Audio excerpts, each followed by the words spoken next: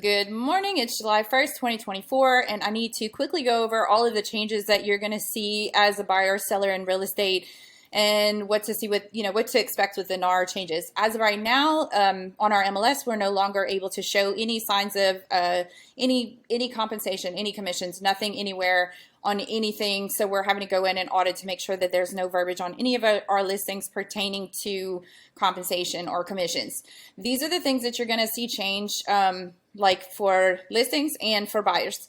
Some of it is pretty drastic and shocking, so I'm going to try to make this as quick as possible. First things first, on the new listing agreement, there's going to be an entire section on commission. So it's going to talk about the listing commission, whether you're going to pay a percentage, a flat rate fee, or if there's going to be other terms and conditions, which you'll pay in the event of dual agency, where your listing agent will also represent the buyer.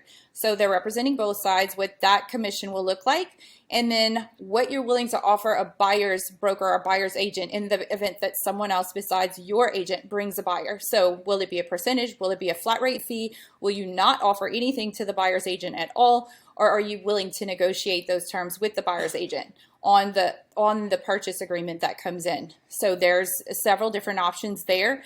Obviously, I highly recommend that you still offer something to a buyer's agent, because a lot of buyers don't have the funds to be able to pay for their buyer's agent commission in addition to potentially closing costs, down payment, buy down points, all that. They just don't have the money. So I highly still recommend offering that. Obviously, every situation is different. Some people will not be able to. We understand that. I think it'll be on a case-by-case basis, depending on the situation for the seller. For listings that are already in place currently that will be on the market past July 22nd, because all of this is going into play in our MLS in July 22nd, but like nationally, it has to be in effect by August 17th. We're just doing it early on our MLS to make sure that there's nothing left for us to, have to work on a month later. But for the listings that are already in place, this will be the compensation agreement that will go out that you will see. We will, or we can actually redo the listing agreement altogether. But this compensation agreement will show what the seller is willing to pay for buyer's compensation, for whether it's a percentage, a flat rate fee, that they can't make any offer to pay any buyer's compensation, or if they're willing to negotiate some kind of a compensation. And this will be an addendum to the current listing agreement that's already in place for those people who already have houses on the market. The craziest and wildest thing that we have seen thus far, and I think is going to rock our industry just a little bit, because I don't think buyers are prepared mentally for this. But by law now, before we show any buyer any property, they will have to sign this buyer representation agreement that spells out the commission that they're willing to pay their buyer's agent in the event that they do help them, put together a contract, make an offer, get them to closing, whatever.